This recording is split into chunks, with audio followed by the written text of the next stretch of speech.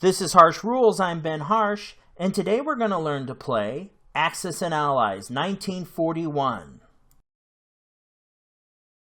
Axis and Allies 1941 is the ultra stripped down version of the Axis and Allies experience. This game was published by Wizards of the Coast, designed by Larry Harris Jr., and it was meant to be an entry level to the Axis and Allies series. This game retails for about $20 to $30, and I've seen it as cheap as $17. When you open the box, you can quickly see why. On the downside, you get a paper rule book and some really tacky cardboard stacking counters, a cardboard battle strip and casualty strip. The rest of your $20 goes to good use because you get a good game board, some nice dice, and best of all, these new plastic sculpted miniatures. If you look closely at the plastic miniatures, you'll see that every single one is different for each nation. That's very cool. And by incorporating components from your other Axis and Allies games, namely some little plastic poker chips and some IPC money, you'll end up with a pretty nice game. This is the current family of Axis and Allies. Today we're learning the little sister, Axis and Allies 1941. Once you've mastered the little sister, you might want to move on to her bigger, more mature sister, Axis and Allies 1942. After her, there's the twins. Axis and Allies Europe 1940 and Axis and Allies Pacific 1940. The 1940 series splits the world in half. You can play the Europe half or the Pacific half, or you can take them both on at the same time. And like spending time with real twins, they'll leave you exhausted and wondering what the hell happened to the weekend. Anyway, moving right along. So let's take a look at the game objective to give you an idea what Axis and Allies is all about. In Axis and Allies 1941, you play as one of the nations involved in the global conflict known as World War II. Your objective is to capture 2 enemy capitals to win the game. On the side of the Allied powers, players can play as the Soviet Union, who must defend their capital in Moscow, the United States, whose capital is in Washington, D.C., or the United Kingdom, whose capital is in London, England. Or players can assume the role of the Axis and take control of such nations as Germany, whose capital is in Berlin, or Japan, whose capital is in Tokyo. To fuel your thirst for global domination, territories around the world have economic power that must be captured. The more territories you collect, the greater your economic production capabilities grow. Watch your earnings roll in the form of industrial production certificates. Not included with this game. Fuel your industries to create new weapons.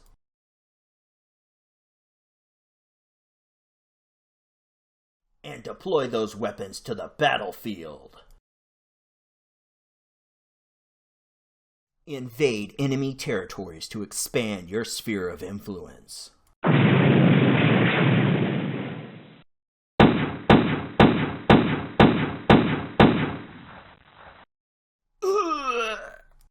Oh. Conquering an enemy territory will add to your economic power.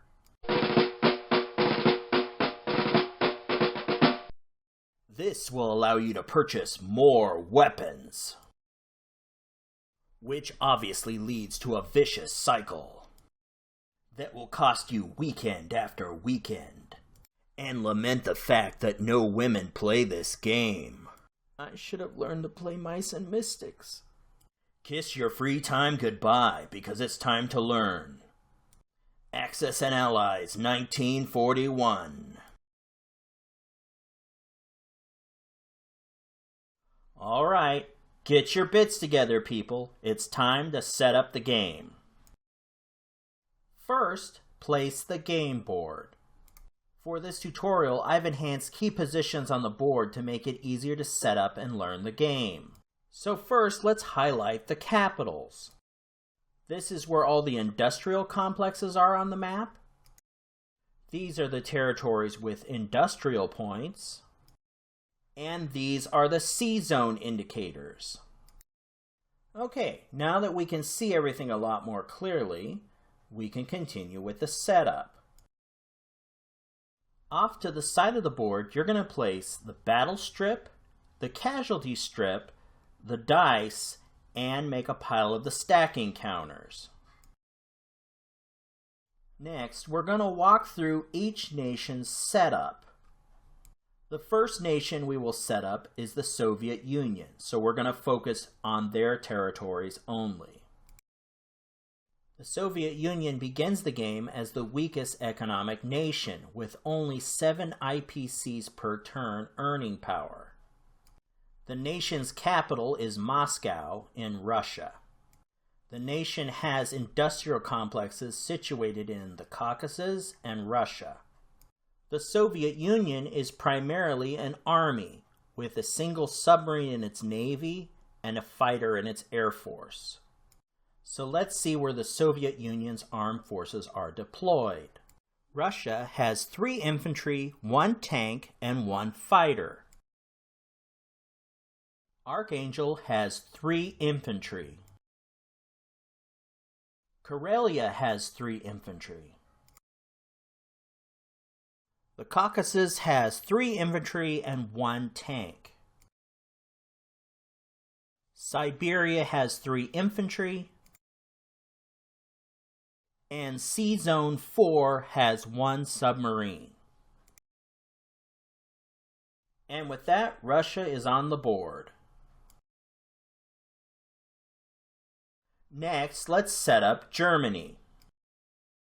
Germany begins in the top 3 economic powers with 12 IPCs per turn. The nation's capital is in Berlin, Germany. The nation has an industrial complex in Germany. Germany has a large army, a formidable navy, and a decent-sized air force. Now, let's see where Germany's forces are deployed. Germany has 3 infantry, 1 fighter, and 1 bomber. Western Europe has 2 infantry, 1 tank, and 1 fighter. Southern Europe has 2 infantry and 1 fighter. Eastern Europe has 4 infantry and 2 tanks. Norway, Finland has 2 infantry. Ukraine has 3 infantry and 2 tanks. West Russia has 3 infantry. North Africa has 1 tank.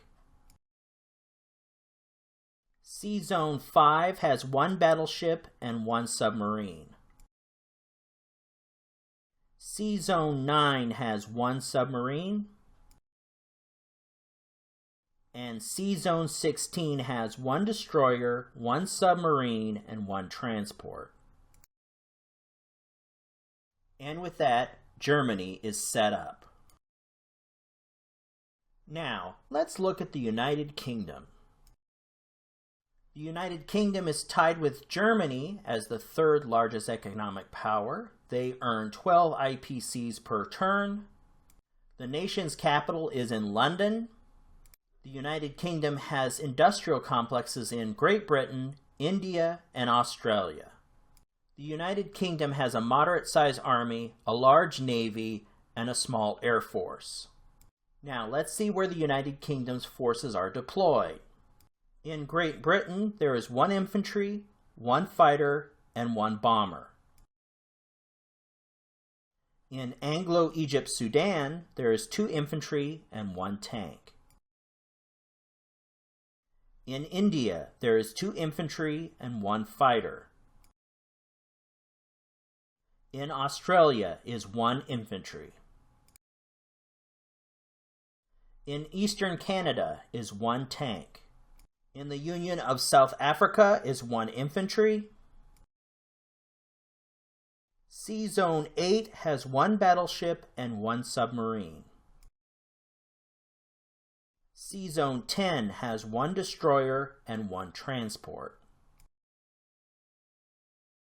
Sea Zone 14 has 1 fighter on 1 aircraft carrier.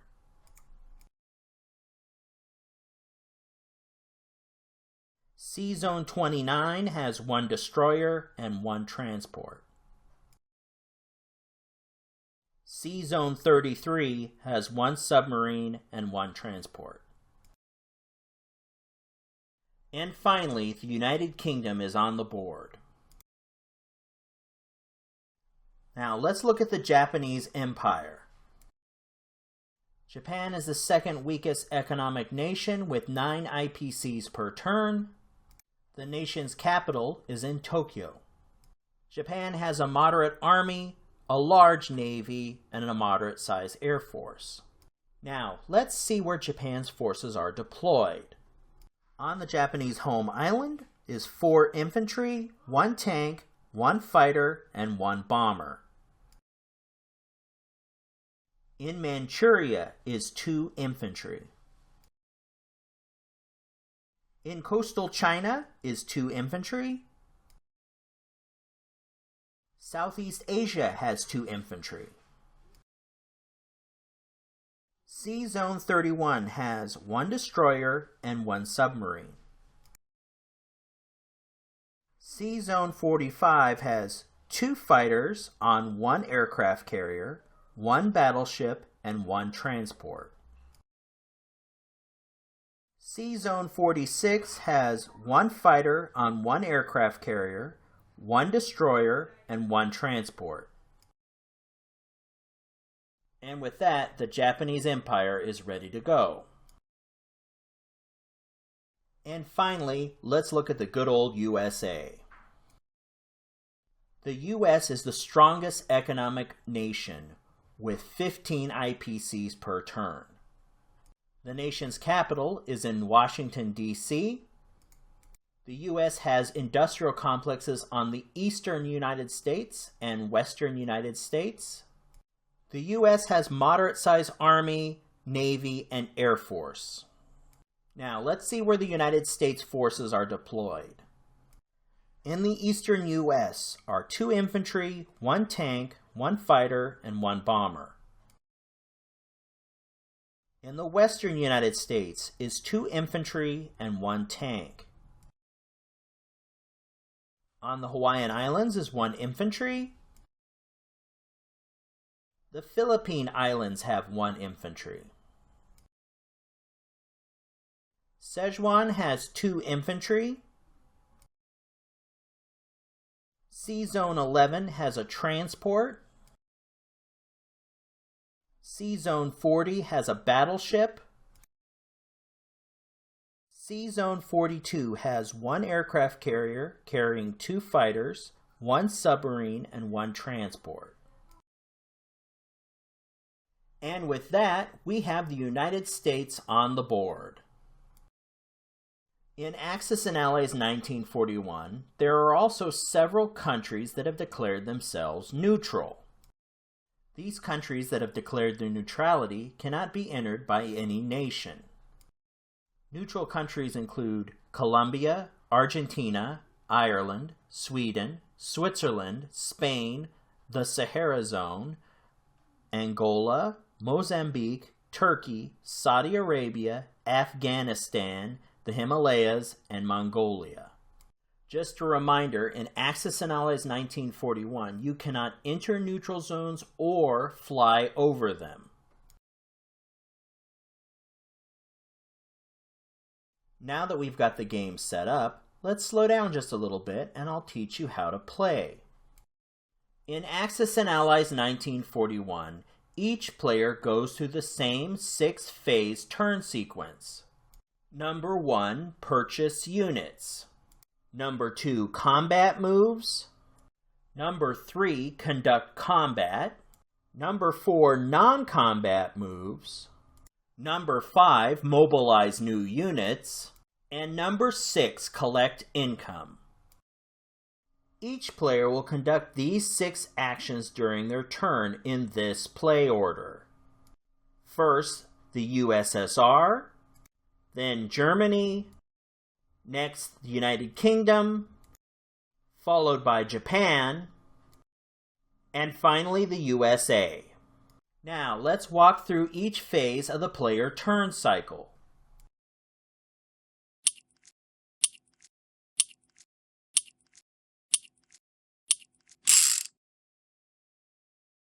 Phase 1 is purchase units.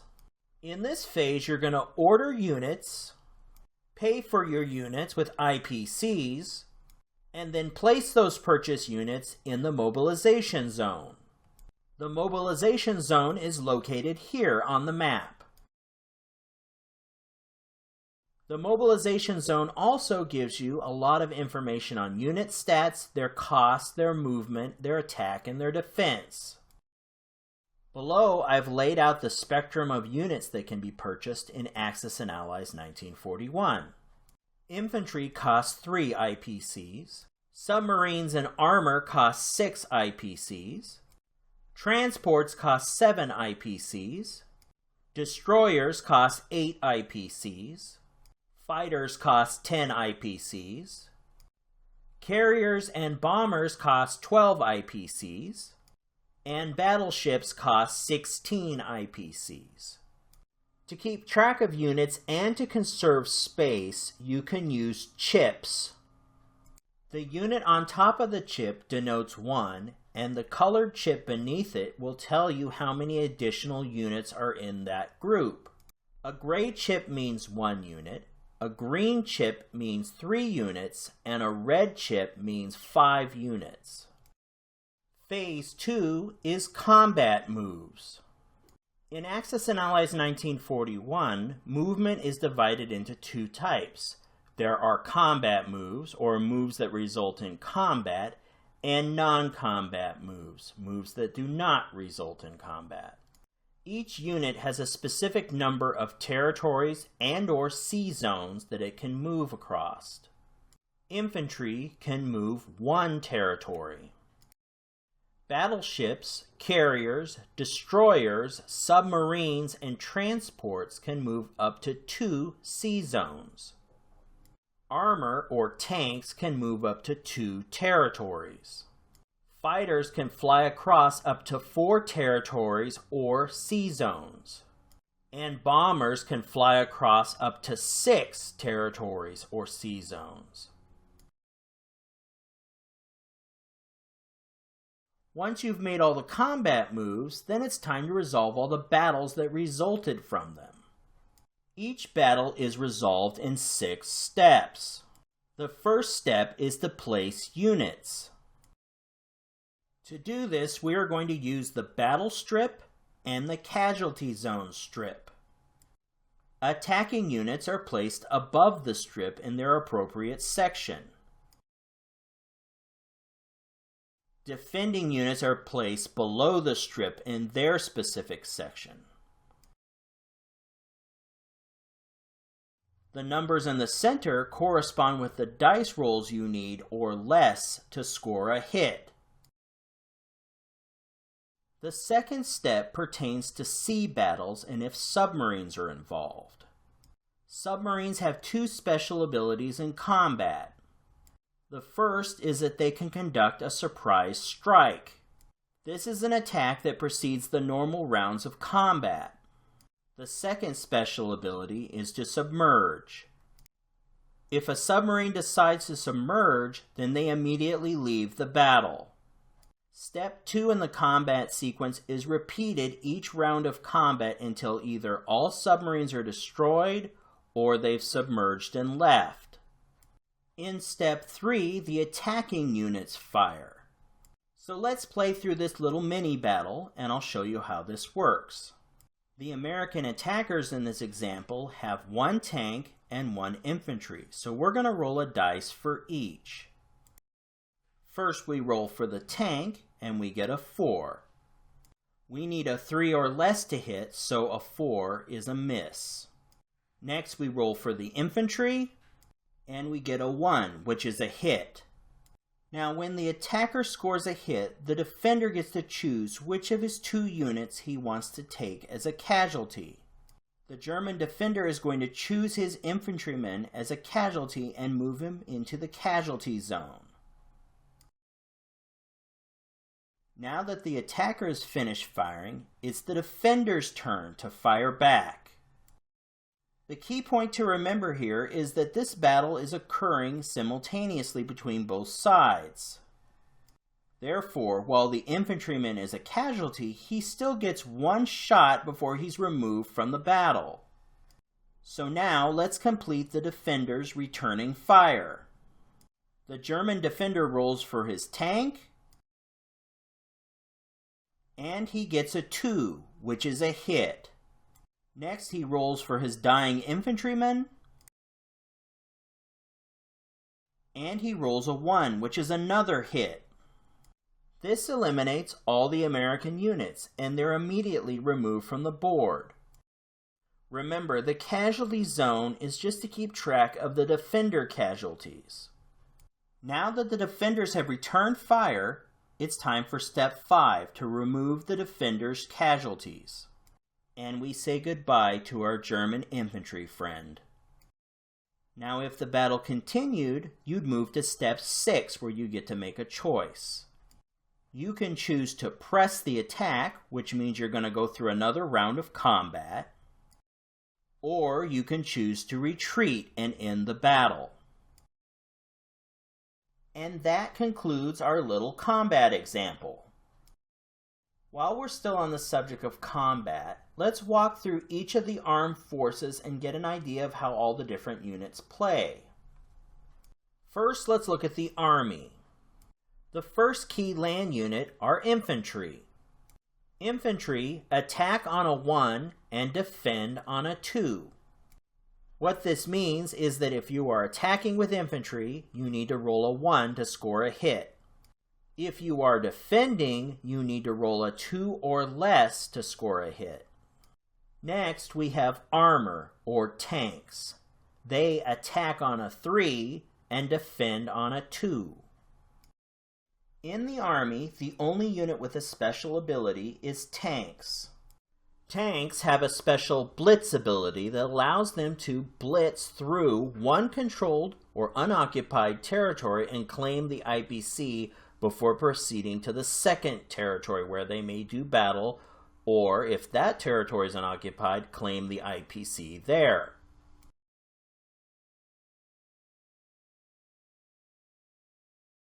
However, if the first territory has an enemy unit in it, then the blitz is unsuccessful. The tank is stopped there and it must conduct combat. And that's how a tank blitz works in Axis and Allies 1941. Next, let's look at the Air Force. The Air Force is comprised of 2 different units. The fighter can attack on a 3 or less and defend on a 4 or less.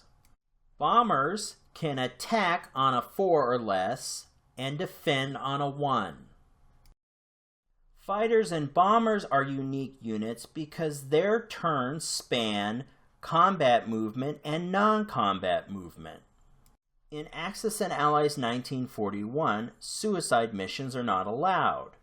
A combat air movement must have a viable flight plan from the combat zone and then back to home again. You must have enough movement points left to complete the journey that you will take in the non-combat move phase. So let's look at a quick example. We have a plane on an aircraft carrier in C-Zone 40. The plane takes off and uses its first movement point from C-Zone 40 to C-Zone 39. The plane then uses its second movement point from C-Zone 39 to C-Zone 38. The plane uses its third movement point to move from C-Zone 38 into the Philippine Islands and conduct its strike. Now you're thinking, that's not a viable flight plan. There's not enough fuel to get back. But actually it is. In the non-combat movement phase, we have one movement for the plane, which would move out to C-Zone 38.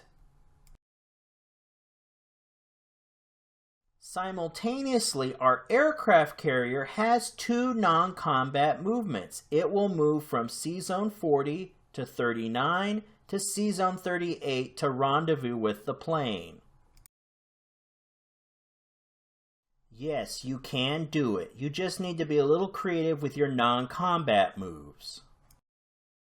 In Axis and Allies 1941, there is a huge focus on the Navy. While the Army and Air Force have 2 units each, the Navy has 5. First up in the Navy is the battleship that attacks on a 4 or less and defends on a 4 or less. Next is the aircraft carrier, which attacks on a 1 but defends on a 3 or less. Transports cannot attack, but they defend on a 1. Submarines attack on a 2 or less and defend on a 1. And finally, destroyers attack on a 2 or less and defend on a 2 or less. All naval units can move up to 2 sea zones per turn. If the naval unit encounters an enemy unit in any of the sea zones it's moving into, it must stop there and conduct combat. If the sea zone is clear, then they can move on to the second sea zone.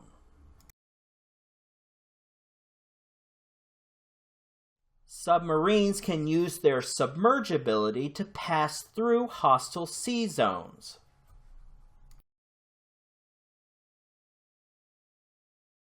However, if there's a destroyer in the first sea zone, this nullifies the submarine's submerge capability and they must surface and do combat. And that's how movement works at sea. Naval units each have their own strategy that can be employed in the game. Let's look at each one. First, let's look at submarines. Submarines have a secret strike ability that allows them to strike enemy targets early in combat. They also have a submerge capability that allows them to escape battles or pass through hostile sea zones undetected. Battleships have their 2-hit defense. They can take 2 hits before they're destroyed and removed from the battle. Destroyers can nullify submarines' secret strike ability and submerge abilities. Aircraft carriers can use their planes to absorb enemy hits, but they cannot use them to block submarine attacks. And finally, the transport can carry cargo across sea zones. Transports have 2 cargo options. They can carry 1 infantry and 1 armor unit, or 2 infantry units. Perhaps the most powerful ability of the Navy, though, is to conduct an amphibious assault. Let's look at an example for an amphibious assault. In a 2-stage amphibious assault, the coastline is defended by enemy units, so the battle is divided into 2 parts. First, the fleet must destroy the defending coastal units. A quick reminder, any transport cargo in the form of troops and tanks cannot participate in the battle. And if that cargo is sunk, then its cargo is destroyed along with it. And then the shore landing battle occurs to take the territory. Any planes in the territory must be assigned to either the coastal battle or the shore landing battle. They cannot participate in both. In a 1-stage amphibious assault, the transports can pass through the coast up to the shore and unload their cargo. And that's how amphibious assaults work. Phase 4 is non-combat moves. For this phase, you're only going to move units that have not previously moved to conduct combat. Also, any planes that have conducted combat, now you need to complete their flight plan and bring them home.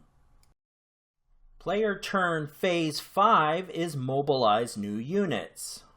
In this phase, we're going to take the units that we placed in the mobilization zone in Phase 1 and move them to the territories on the board. New units can only mobilize at a nation's industrial complex. Each industrial complex can only mobilize the number of units equal to the economic power in the territory it's within. Here, I've identified all the industrial complexes on the game board and the amount of units they can mobilize per turn. This will give you an idea of the overall production power of each nation. Finally, in Step 6, you get to collect income. Review your position on the industry track at the top of the board and collect that amount of income. You can complete this task in one of 3 ways. Option 1, become an accountant and create a ledger.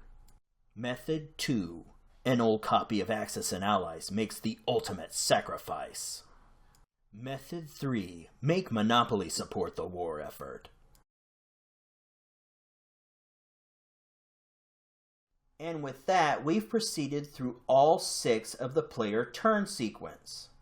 Next, it's Germany who will go through the sequence, and then the United Kingdom, and so on and so forth until finally the game is won.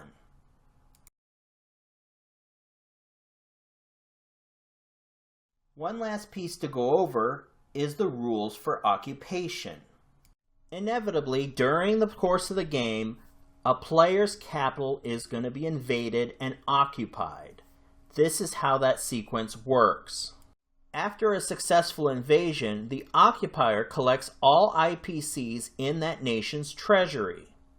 Once the treasury has been raided, however, going forward, that invader can only collect IPCs from regions in that nation that they control. The nation that is being occupied cannot collect income and they cannot buy new units. However, units in unconquered regions can fight on as a sort of resistance. A nation's capital must be liberated to return national economy and war production.